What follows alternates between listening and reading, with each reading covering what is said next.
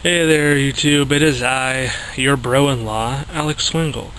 And this is a video response to Martin from Grognard Games, along with, all the other people who did a kindness and participated in his locales for inspiration. The Appendix end thing. Anyways, I wanted to tell you about this. Sadly, I do not have the ability to actually show you most of these pictures, although we did take some of photos, so I might be able to upload some of those. But I wanted to tell you about three really cool things that I learned about visiting my some family down in Bend, Oregon. Now, Bend, Oregon is about 240 some odd miles, so yeah, I'm not going to be able to go there at least for another while. It takes at least 6 hours of straight driving to get there. And one of the things you need to know about it, it is a high desert, kind of like Nevada, where it's low humidity, high heat, and it's the law of the West. It's in the middle of nowhere, kind of things. So one of the things I wanted to show to you about is I went to go visit my great aunt and uncle, and one of the things you have to cross in order to get to the other side where they live is a bridge. The only problem is this bridge is a dam. And it's a dam that's meant to only fit one car at a time.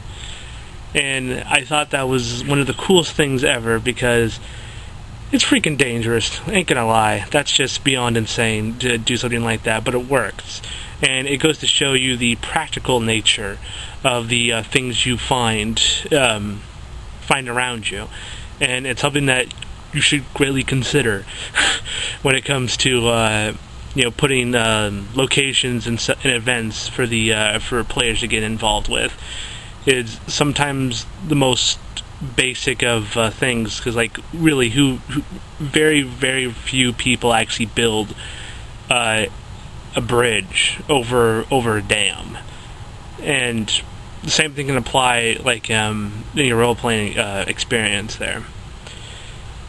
Sorry, I'm rambling. Second part that I saw that was really, really cool was that when I actually got there to my aunts and uncles, they have there is a storage facility that houses airplanes, because that's what one of these guys built, was basically a warehouse where he could fit two biplanes, that kind of thing in there. And one of the things that you'll notice if you ever go there is that one of the stop signs is about 3 feet shorter than all the other stop signs in that area. And the reason why, because my uncle actually did this, was he's friends with that guy. And one of the things that he had to do was that biplane had to go around around that stop sign, take a detour that took about maybe 25 minutes, to circle around and get that into that building, for storage. Noticing that and having to deal with that, he just cut about 3 feet of metal, off that stop sign, so that way the wing can safely go over it without damaging the planes. So yeah, that was pretty funny, and also a pretty cool idea, especially for an RPG setting kind of thing, because just imagine all the pieces of equipment, all the, let's say if you had a gun, imagine a gun jamming on the third shot every single time on purpose, because the person who was using it before you tended to be a little trigger happy with firing, and wanted to make sure he couldn't, get that third shot off. Wanted to stop a stopping point from when he needed to get things done, or there was just a giant hole on one of the ladder pieces, because it was meant to be like a collapsible ladder, but it was collapsible by the laziest of terms. For someone to maybe kick and have the ladder fall that way easier. So that's something to greatly consider, and it'll definitely add a lot of flavor to your game. And then the third one, which was my favorite, and the one I shared already, in a message there, was that one guy in that area.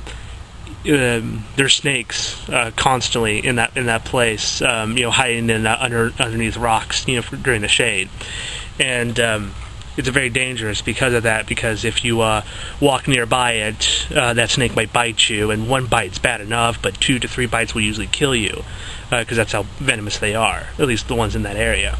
So what one guy did was, one of the property owners around there built a giant slab of asphalt, concrete kind of stuff, just to absorb heat from that high desert sun there. And at the end of the day, those snakes sit on there to collect the heat at night when it's still taking all that heat in from the sun rays. And he just goes around with a shovel and just starts clipping them, because it's either he kills them now, or they bite him later, or they bite the dogs, because those guys suffer from it. I thought that was one of the neatest things ever, to have a piece of land, piece of property that's just a giant bait, just trap for other creatures, and you don't know it. There's no sign that says, "Oh, this is what this thing is for." And yeah, I think that's like one of the coolest things ever, because you can definitely have that moment, in an RPG game where you just have like a giant mud pit. And why is that mud pit there? Oh, because there are wild boar in this area, and like dire boar, like some crazy crap like that. And it's meant to just house those things while they just have a big stab-a-thon, like during harvest season kind of stuff. So yeah, sorry I couldn't show you any photos, but I'm pretty sure those descriptions should be good enough for you to at least get a glimpse on kind of the wild and crazy nature of the high desert, and why it's cool to hear about, but it's kind of bad to live in. So yeah, I'll go ahead and do another video showing more of the actual Portland highlight. But the strange thing is, with Portland's huge, and there's lots and lots of different groups going on in this area, just like in the UK. So yeah, see you then. Bye bye.